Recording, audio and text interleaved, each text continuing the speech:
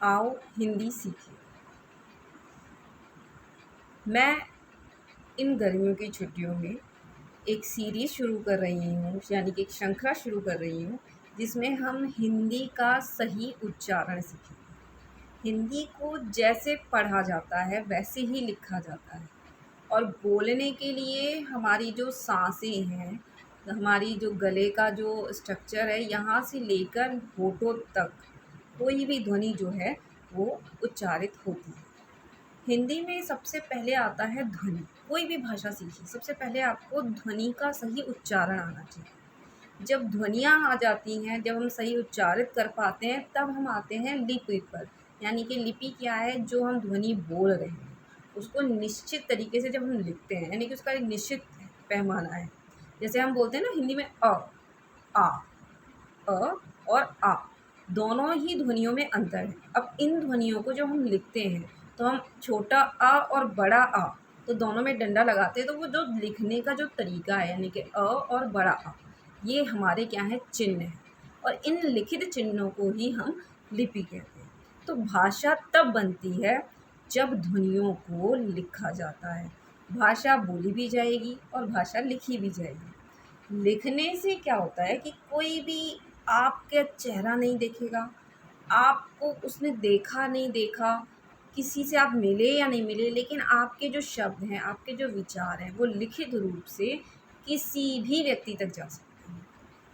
हम जब बोलते हैं बेटा, या हम किसी से बात करते हैं, उसका बड़ा सीमित दायरा होता है। आपने सुना तो हमारी बातचीत होगी, नहीं सुना तो नहीं होगी। तो इसको रिकॉर्ड रखना, इसको लिखित दस्तावेज़ के रूप में रखना बड़ा मुश्किल होता है। एक वीडियो आप बनाते होंगे, या कोई व्हाट्सएप पे, या किसी आपने क्या कहते हैं फ़ोन पर, किसी भी थ्रू में आपने छोटी-छोटी वीडियो बनाई होंगी, तो उसका समय जो होता है बहुत छोटा होता है। आप कितने दिनों तक रखेंगे उसे? 1 महीना, 6 महीने, साल भर, 2 साल भर, उसके बाद आप धीरे-धीरे उस डाटा को डिलीट कर देते हैं। लेकिन जो पुस्तकें हैं, आपने देखा होगा 500 साल पुरानी किताबें, जो रामायण जो हमारे घरों में सुनी जाती है ना? हम कहते हैं भगवद गीता पाठ हो रहा है, या फिर हमारे यहाँ पे सुंदरकांड, बालकांड, इनका अध्याय पढ़े जाते हैं। तो ये किताबें 1500 से, यानी कि 500-600 साल पुरानी लिखी गई हैं। और इससे भी पुरानी जो महर्षि वेद व्यास जी की रामायण है, पहली, दूसरी, तीसरी सदी की किताबें हैं, वो अभी तक हमारे लिखित दस्तावेज़ का हमारा प्रमाण है। तो यानी कि एक संस्कृति को भी इधर से उधर ले जाने का काम लिखित भाषा वाला रूप जो है वो ले जाता है। तो इसलिए हम उसको सही पढ़ें। जब हम सही पढ़ेंगे, सही बोलेंगे, तो हम लिख पाएँगे, और उसको सही तरीके से हम अगली जो जनरेशन है उस तक बात को पहुँचा पाएँगे। हमारी जो भाषा है बेटा हिंदी, उसमें भी बहुत सारी बोलियाँ हैं, करीबन 5-6 बोलियाँ हैं, और उनका उच्चारण स्थान भी सब भाषाओं का, सब बोलियों का अलग-अलग है। मूल रूप से हिंदी की खड़ी बोली जो है बहुत ज़्यादा प्रसिद्ध है।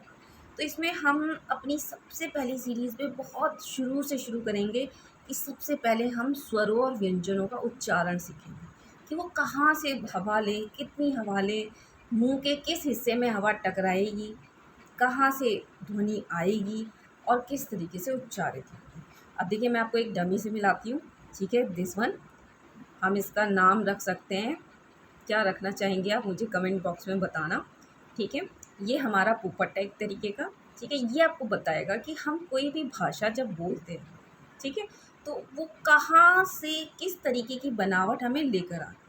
अब जैसे हम बोलते हैं में हमने देखो ना तो मुँह चलाया, है ना? ना ये खोला, पूरा मुँह खोला हमने, बस आराम से हमारे दाँत भी देखो, बोलने की ज़रूरत ही नहीं पड़ी, क्योंकि जो है वो पहला स्वर है। इसके अंदर हमें कुछ भी नहीं करना है, जो हमारी साँस जो हमारी फेफड़ों से आ रही है वो बाहर आराम से निकल जाती है। इसके उच्चारण में कोई मुश्किल नहीं है। लेकिन अब हमारा मुँह खुलेगा, यानी कि इतना बड़ा हुआ आ। अब इसमें होठ, ठीक है? दाँतों का इस्तेमाल नहीं होता, होठ का होता है। तो अब इतना बड़ा मुँह क्यों है? अब देखो, क्योंकि उसके पीछे डंडा है ना? आपने मात्रा पढ़ी होगी तो उसके पीछे डंडा लगता है।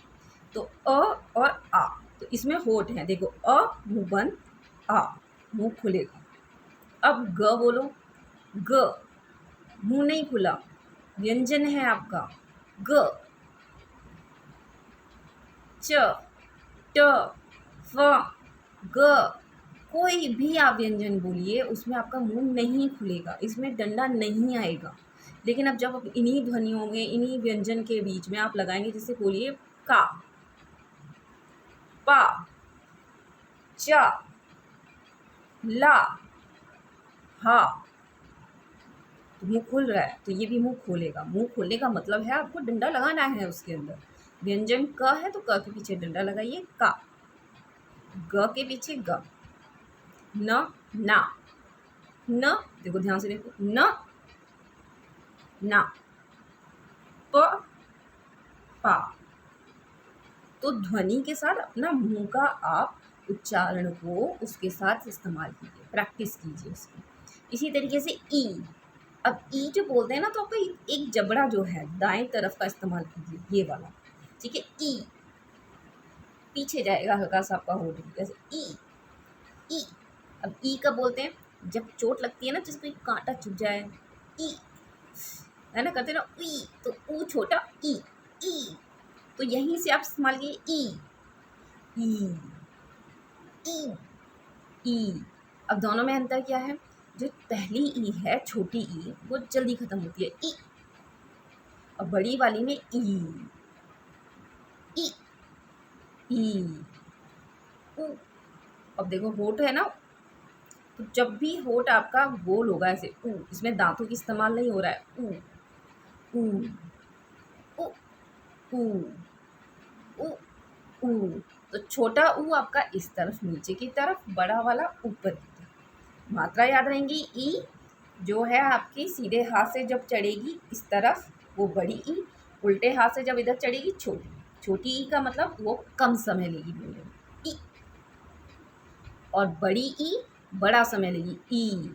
अब इसको इस्तेमाल कीजिए, की, नी, उ, ऊ। तो इसमें क्या है, समय अंतराल का फर्क है, यानी कि छोटी मात्राएं कम समय लेती हैं और बड़ी मात्राएं ज़्यादा समय लेती हैं। अब कोई भी शब्द आप बोल के देखिए, आपकी बिल्कुल गलती नहीं होगी। और जैसे बोलते पूजा, पूजा, पूजा नहीं होता है, पूजा में क्या हुआ, छोटा ऊ लग गया तो जल्दी खत्म चला, जा जो है वो छोटा हो गया, पूजा।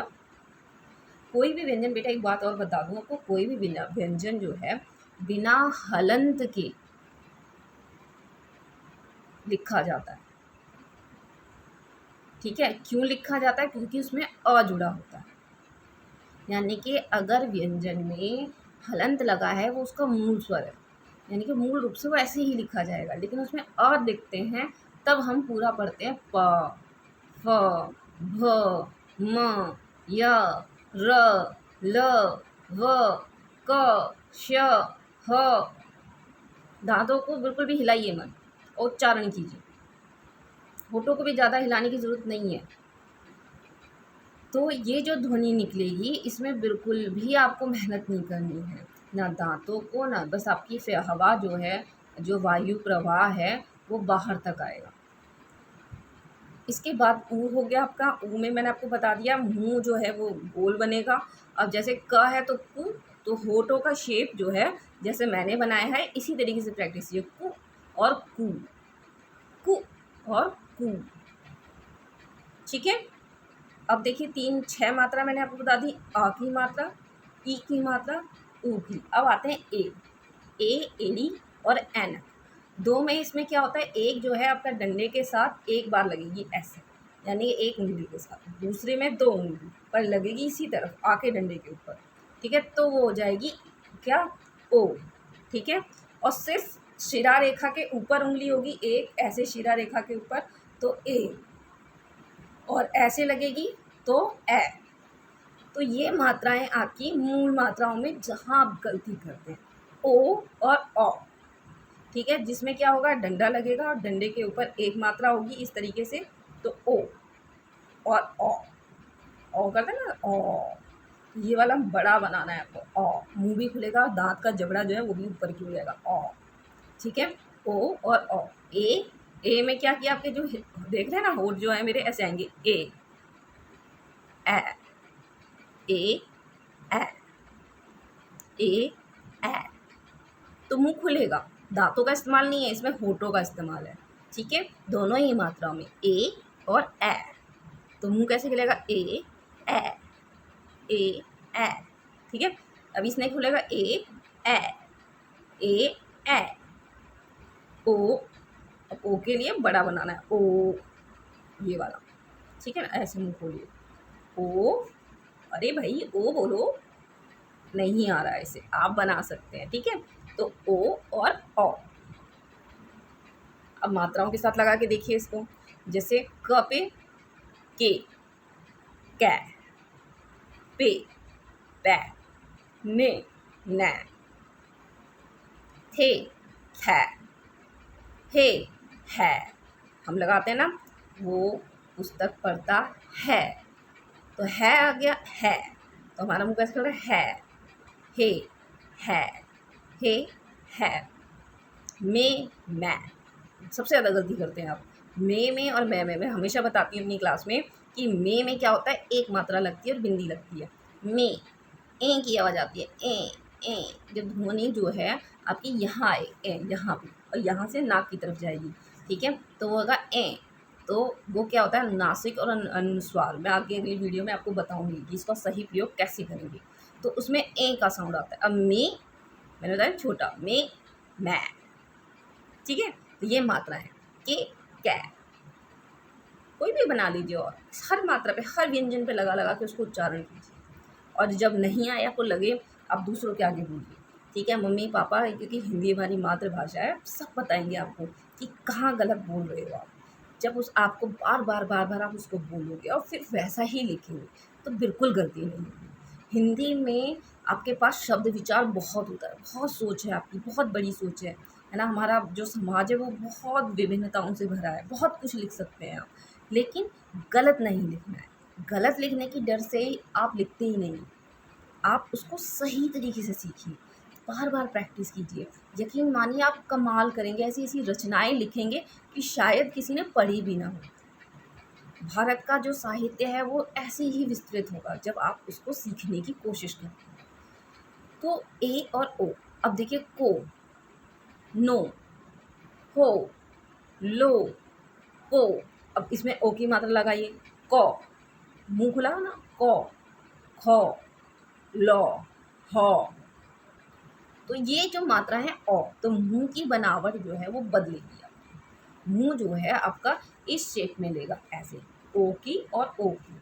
ये यहाँ से आप इसे टेढ़ा कीजिएगा मुंह को, और यहाँ से, तो ये इस तरीके की ध्वनि आएगी, औ। ठीक है ना, औ, क, प, ल, ह, ज। तो इन सारी मात्राओं की आप प्रैक्टिस कीजिएगा, अच्छे से कीजिएगा। आपको जो भी बात समझ में ना आए, कोई व्यंजन, जितने भी मैंने आपको बताए हैं, क से लेके ग ज्ञानी तक के सारे व्यंजन हम कल अगली वीडियो में उच्चारित करेंगे।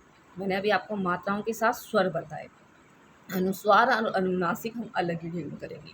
उसमें नुक्ता भी लगाते हैं। नुक्ता होता है जो शब्द के नीचे आपने एक जरा सा डॉट देखा होगा, है ना, बिंदु, वो नुक्ता होता है। उर्दू में लगता है ज़्यादातर, उर्दू वाले शब्द में, और फारसी वाले शब्दों में लगता है।